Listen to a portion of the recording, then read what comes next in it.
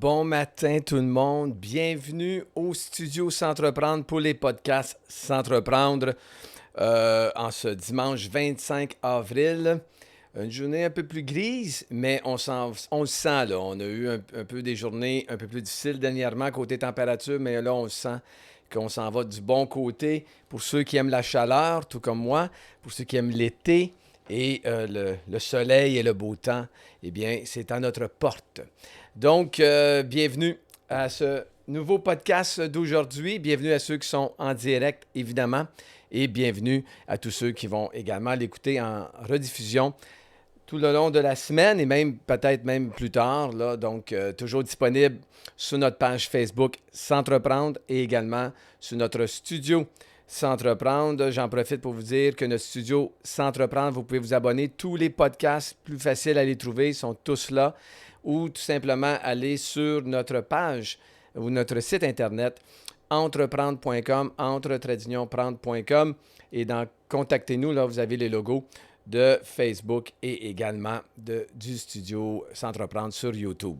Donc, aujourd'hui, en passant, j'ai eu beaucoup de commentaires par rapport à mon invité de la semaine passée, Jean. La plupart, évidemment, sinon la majorité des commentaires était très positif.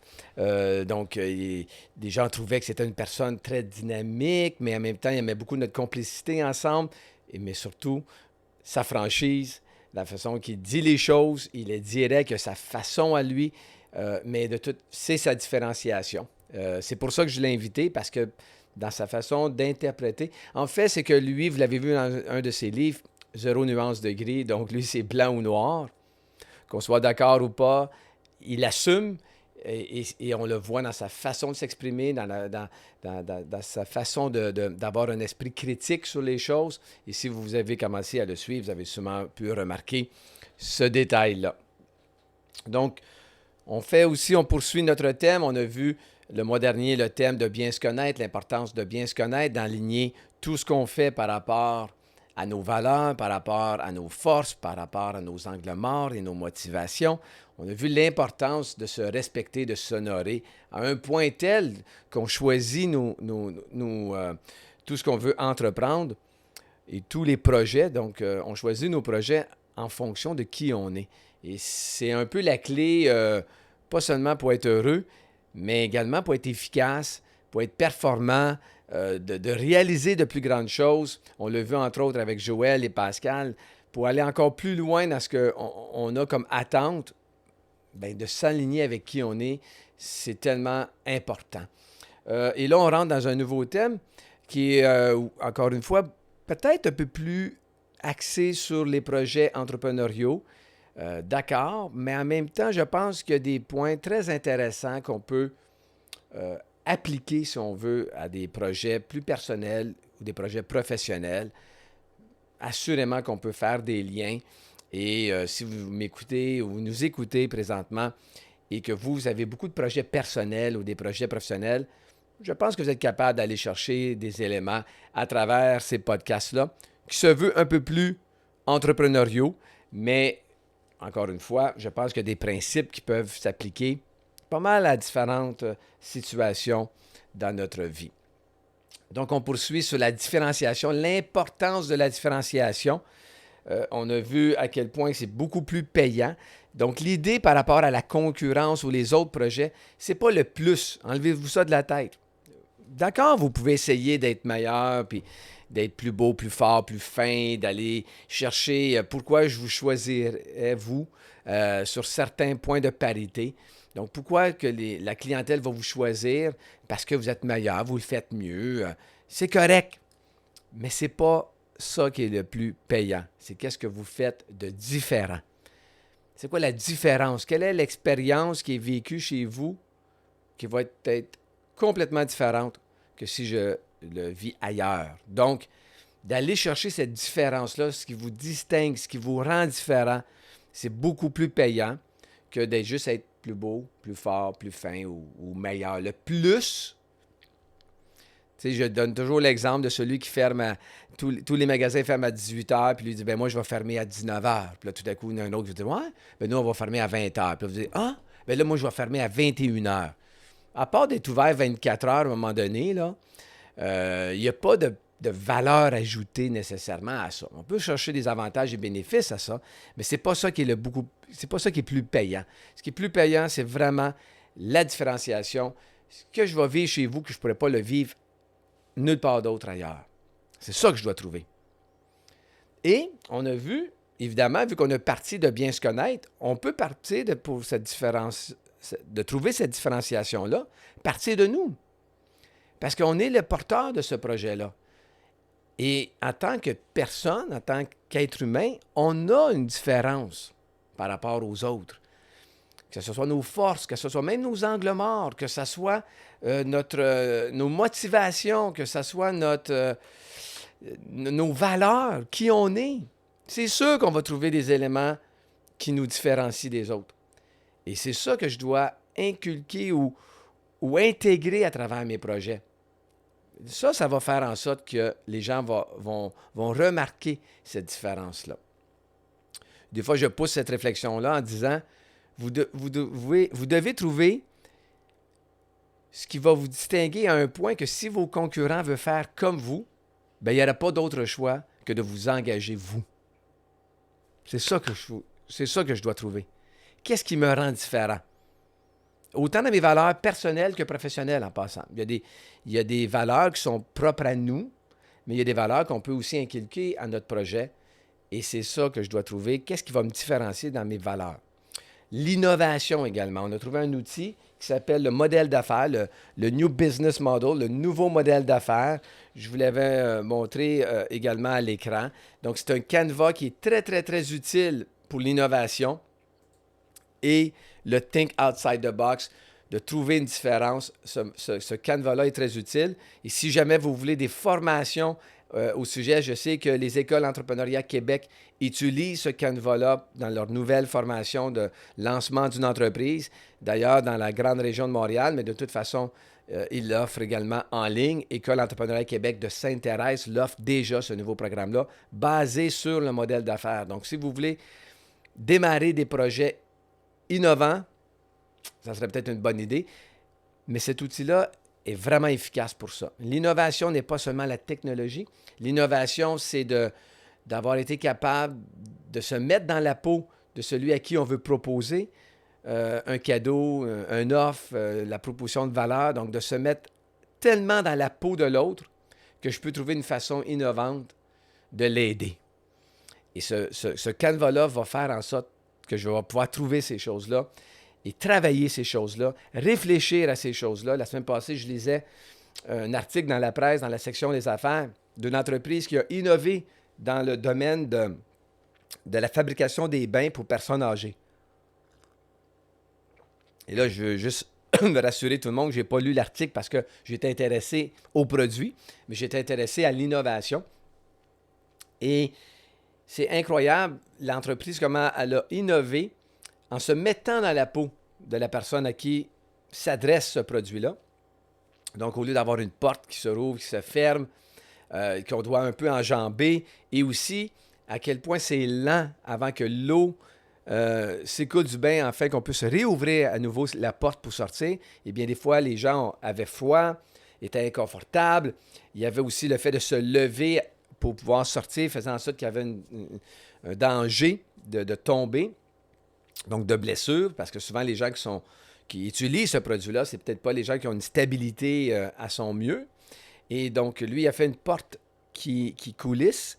Donc, il y a un bassin en dessous du bain pour enlever l'eau très rapidement avec un dossier chauffant, etc., etc., etc. Donc, il a amené des éléments qui se démarquent complètement des autres bains et il a utilisé probablement cet outil-là du modèle d'affaires pour innover. Donc, l'innovation, c'est de faire les choses différemment. Ça peut être dans la façon de facturer, la façon de livrer, la façon de communiquer. Donc, l'innovation, là, c'est le plus grand besoin des entreprises au Québec présentement, c'est le manque d'innovation. Puis une des choses que j'aime pas entendre quand j'accompagne les entrepreneurs sur le terrain, dans mon entreprise ou dans ma carrière d'enseignant coach en lancement d'une entreprise, c'est quand les gens disent « Oui, mais Éric, il faut que tu comprennes que moi, dans mon domaine, ça s'est toujours fait comme ça. » Et là, je me dis « Ah, on passe à côté de quelque chose de peut-être très payant ou on passe à côté d'un trésor probablement parce qu'on prend le même chemin que tous les autres. Il faut des fois marcher à contre-courant ou juste à côté de la traque. Juste un peu marcher à côté du chemin tracé par tous les autres dans notre domaine. Et là, on va peut-être découvrir des éléments qui peuvent en faire en sorte qu'on va innover. Pardon.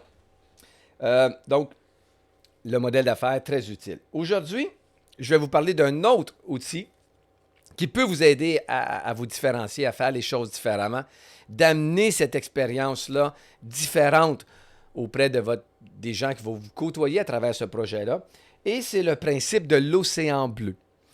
Donc, océan bleu versus océan rouge. Aujourd'hui, je vais donner un peu une introduction à tout ça. Donc, on n'ira pas nécessairement en détail, peut-être plus tard dans d'autres podcasts. Mais c'est un principe de l'océan bleu versus l'océan rouge. Là, ça va être un peu macabre en ce dimanche matin-là, mais l'océan rouge, c'est le principe où que tout le monde est un peu requin, puis tout le monde essaye de faire mieux, puis on se mord entre nous, et là, ça fait du sang, et là, ça devient l'océan rouge. Moi, je veux complètement sortir de cette philosophie-là, de ce principe-là, et je veux innover, je veux complètement être à contre-courant et me retrouver sur une belle plage, un océan bleu, nager dans un océan bleu où je me distingue et où c'est beaucoup plus payant. Ça vient d'un livre que j'ai lu à l'époque qui s'appelle Stratégie Océan Bleu. Donc, vous pouvez le trouver. Ici, j'ai le deuxième livre qui est Cap sur l'océan bleu. Donc, Cap sur l'océan bleu, au-delà de la concurrence. Donc, les étapes concrètes pour inspirer confiance et engendrer la croissance. Donc, de se démarquer, Cap sur l'océan bleu. Donc, ce que je vais vous présenter aujourd'hui, ça vient un peu de cet ouvrage-là, de ce livre-là, de Chan Kim et de René Mauborgne. Donc, le principe de l'océan bleu, c'est tout à fait, c'est tout simplement d'appliquer une matrice ou d'appliquer 4 verbes, 4 actions qu'on appelle la matrice ERAC.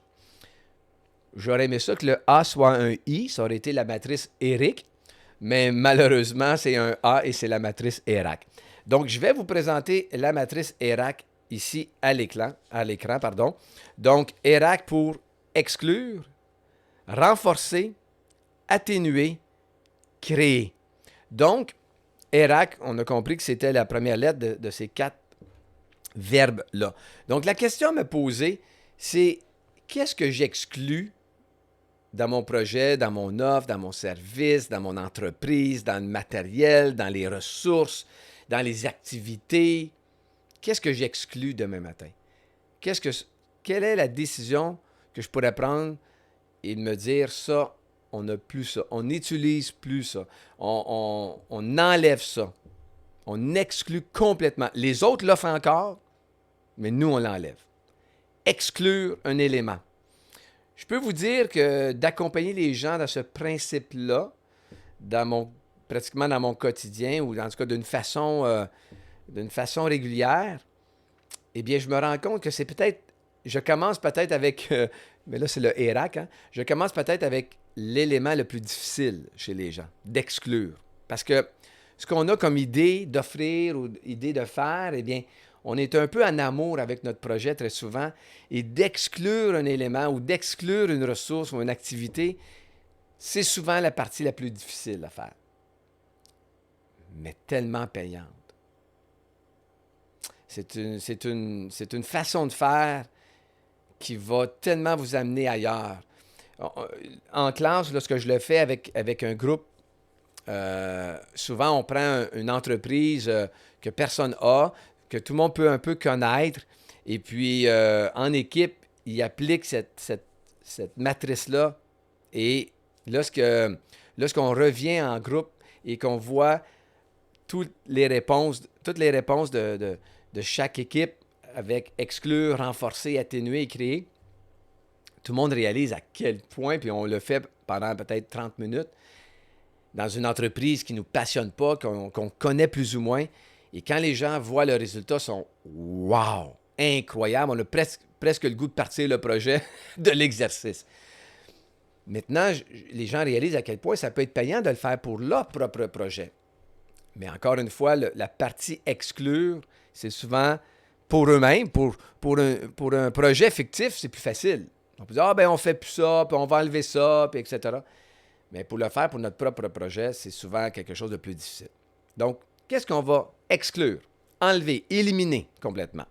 Deuxième étape, qu'est-ce qu'on va renforcer? Qu'est-ce qu'on va mettre un peu plus d'emphase, soit dans notre communication, dans notre commercialisation, ou tout simplement dans notre temps, dans notre argent, dans notre énergie? Qu'est-ce qu'on va renforcer dans notre projet? Qu'est-ce qu'on va mettre de l'avant? Qu'est-ce qu'on va promouvoir le plus? Un peu comme un athlète qu'on renforce nos forces. Donc, renforcer nos forces. Donc ça, c'est déjà un élément qu'on peut trouver. Qu'est-ce que je suis plus à l'aise de renforcer? C'est quoi, mais dans quoi je suis bon? Hein? Mais je vais le mettre de l'avant, ça. Je vais le communiquer plus, je vais mettre plus de temps, plus d'énergie, plus d'argent peut-être. Donc, qu'est-ce que je vais renforcer? Qu'est-ce que je vais aussi également atténuer, diminuer, faire moins, communiquer moins? C'est là, mais on en parle moins. On met un peu moins d'énergie sur ce point-là. On ne peut pas complètement l'exclure, comme le premier point, mais on peut peut-être l'atténuer, le diminuer. Et finalement, qu'est-ce que je vais créer de nouveau? C'est pas là. Ça n'existe pas. Je crée de nouveau. On peut créer des choses de nouveau. Je vous le dis, on peut innover, on peut créer un service différent, on peut créer un outil, on peut créer une façon de facturer, on peut créer une ressource, on peut créer une activité. Qu'est-ce que je vais créer de nouveau qui n'est pas là? Donc, la matrice ERAC est un outil tellement efficace dans la différenciation pour faire les choses différemment et aussi d'amener cette différenciation-là qui va nous démarquer beaucoup plus que juste être dans le plus, mais ou dans le meilleur, d'être dans le différent, dans le think outside the box, de faire les choses d'une façon différente. Donc, commentez, Tim est là, donc commentez si vous voulez comment vous trouvez la matrice ERAC. Si jamais aussi vous voulez en savoir plus sur certains thèmes que je présente, mentionnez-le dans les commentaires. Dans un podcast futur, je pourrais aller un peu plus en détail, vous montrer des exemples, vulgariser.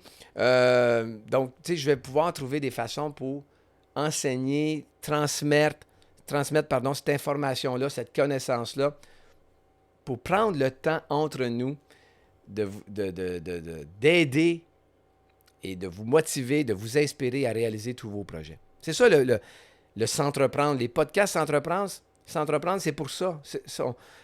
Les podcasts sont là pour ça, pour vous permettre de débuter peut-être, mais d'accomplir de grandes choses à travers des projets qui vous tiennent à cœur, des projets, encore une fois, personnels, professionnels ou entrepreneuriaux.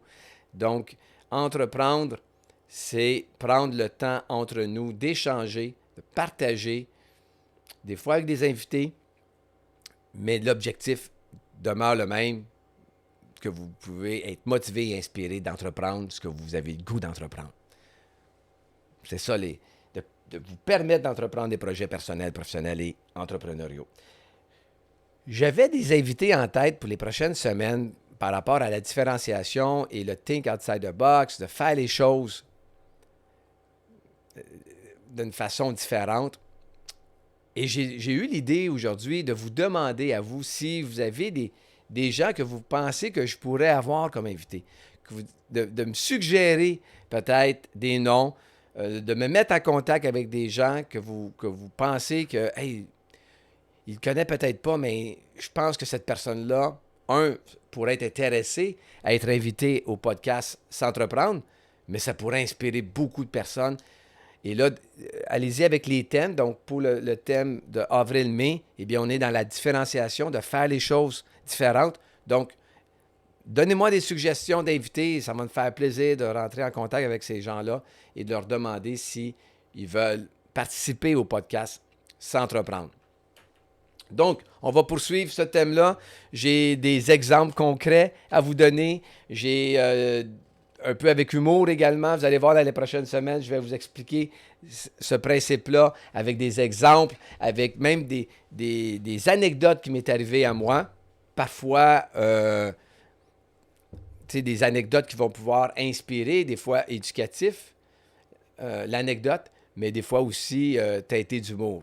Et je vais surtout le faire lorsqu'on va arriver aussi en mai-juin avec tout le principe de la vente, ma philosophie de la vente, ma technique de vente, comment moi je vois ça, la vente.